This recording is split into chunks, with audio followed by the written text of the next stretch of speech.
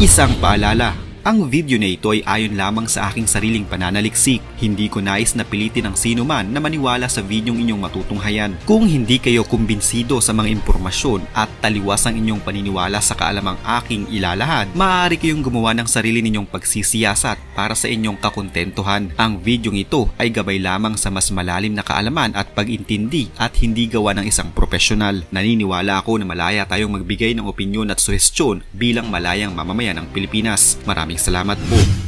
Sa pagpasok ng bagong taon, maaaring masasabi natin na marami nang napatunayan ng mga sundalo ng Israel dahil sa mga tagumpay na kanilang natamo laban sa Hamas at sa mga kaalyado nito. Subalit sa kabila nito ay hindi din naman nawawala ang katotohanan na maraming beses din na nabigo ang mga sundalong ito na marahil ay hindi naman nila isinasa publiko at hindi ipinapaalam sa mundo. Ang naging sorpresang pag-atake ng Hamas noong nakaraang Oktubre sa Israel ay hindi napaghandaan ng mga sundalo ng Israel kaya naman marami pa ding mga buhay ang nawala at hindi nailigtas. Ang Defense, Intelligence at Security Organization ng bansang Israel at source ng national pride ay nagulat sa nangyari at hindi napaghandaan ng paparating palang delubyo sa kanilang bansa. Kung marami sa mga balita ngayon ang naglabasan tungkol sa mahusay na pagresponde ng Israel sa mga pag-ataking inilunsad ng Hamas, lingid sa kaalaman ng marami na may kabagalan pala at hindi organisado ang kanilang ginawang pagresponde noong mangyari ang sorpresang pag-atake at sa mga sumunod pang araw ng mga pag-atake.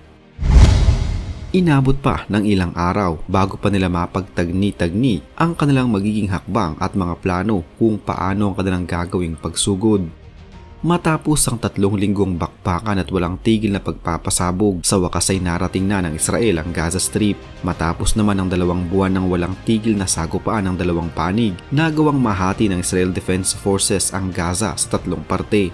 Napalibutan nila ito at nasakop ang Khan Yunis. Halos karamihan noon sa mga Palestino ay nagtungo sa timog bahagi ng Gaza kung saan mas ligtas at hindi pa gaanong naaabot ng puwersa ng Israel. Sinubukan ng Israel na kontrolin ang kaganapan habang sila ay nasa loob ng Gaza Strip at ayon sa kanila ay nasa mahigit kumulang 8,000 mga sundalo ng Hamas ang kanila nang napatumba, pero hindi pa din sila nagtagumpay na mas mangibabaw sa Hamas at matalo ang mga ito. Kung pag-uusapan ang kakayahan ng isang puwersang militar, hindi naman talaga may kakaila na ang Israel Defense Forces ay marami nang napatunayan at napagtagumpayan sa pag-usad ng kaguluhan. Nakapaglunsad sila ng mga pag-atake sa mga lugar sa Gaza Strip na kung saan hindi sila dito pamilyar at hindi nila alam kung anong panganib ang naghihintay sa kanila sa pagpasok nila sa mga lugar na ito. Pero ang kanilang kahinaan ay ang kanilang mismong kabagalan. Kaya naman madali silang nalulusutan ng kanilang kalaban na sa dulo ay nakakatakas ang mga ito nang hindi nila alam. Ang sentro ng Gaza City at Khan Yunis ay napalilibutan na ng Israel, subalit bigo pa din ang Israel na matalo ang Hamas. Ang mga sundalo ng Israel ay dumaan na sa napakaraming mga pagsasanay at pag-aaral bago pa man sila isabak kahit pa sa pinakamalalang digmaang kahaharapin ng kanilang bansa. Mayroon pa silang mga special units na direktang nagre-report sa General Staff sa labas ng territorial o brigade chain of command. Ang ganoong klase ng mga gawain ay nangangailangan ng presensya ng mga matataas na opisyal sa front lines upang maiwasan ang mga pagkakamali at magkaroon ng maayos na koordinasyon.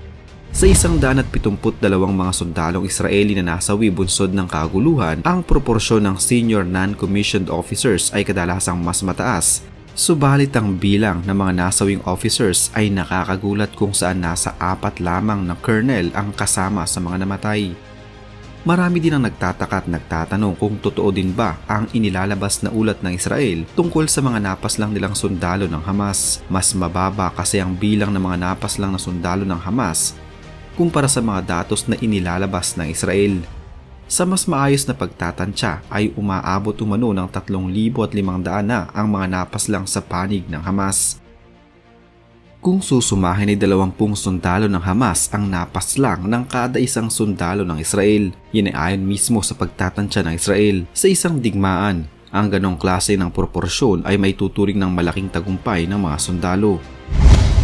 Pero kung totoo man ito o hindi, para sa Hamas na ideologically and religiously motivated, nakahanda ng kanilang mga kaisipan sa mga mamamatay sa kanilang panig. Hindi na din nila umano ito iniisip dahil ang mga namatay nilang kasamahan ay itinuturing nilang inspirasyon para ipaglaban ang kung ano sa tingin nila ay tama.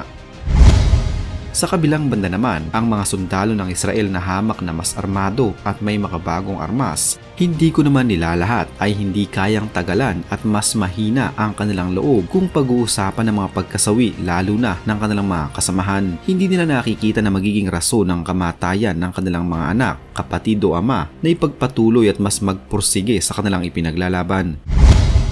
Sa halip ay karamihan sa kanila, hindi ko ulit nilalahat, ay pinanghihinaan na ng loob at nawawala na ng pag-asa. Sa katunayan, ang Golani Brigade na isa sa mga pinakaunang units ng IDF ay mas pinili na lamang na iatras sa laban matapos silang mamatayan ng nasa 72 mga sundalo bunsod ng kaguluhan.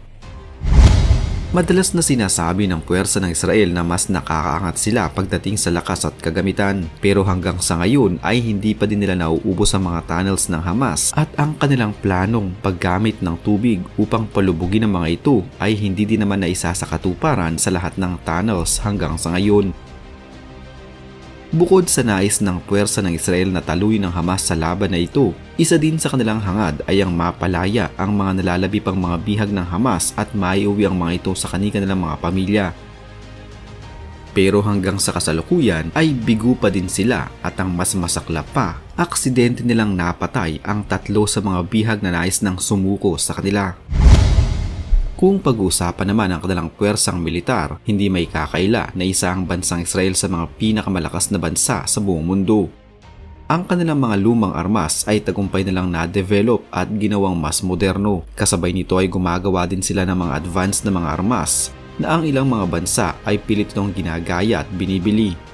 Kung matatandaan, ang ITA na isa sa mga bagong armas na ipinagmamalaki ng IDF ay high-tech at madali lamang umanong gamitin. Bagamat minadali ang pagkakagawa nito, hindi pa din umano matatawaran ng husay at lakas nito kung isasabak sa labanan. Ang salitang Eitan ay isang salitang Hebrew na ang kahulugan ay malakas. Nasa 30 hanggang 35 tonelada ang bigat nito na may modular design at kayang magsakay ng 3 crew kabilang na ang driver, gunner at commander at 10 na mga fully equipped na mga sundalo bilang mga pasahero.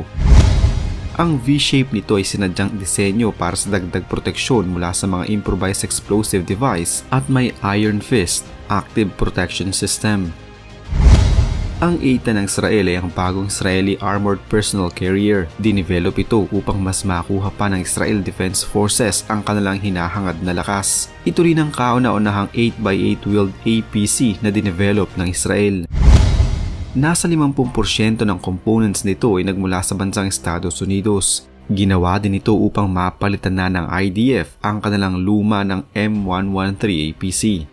Bukod dito ay nasa kanila din ang maituturing na isa sa mga pinaka-epektibong air defense system sa mundo, ang Iron Dome, at kasalukuyan din nilang tinatapos ngayon ang Iron Beam.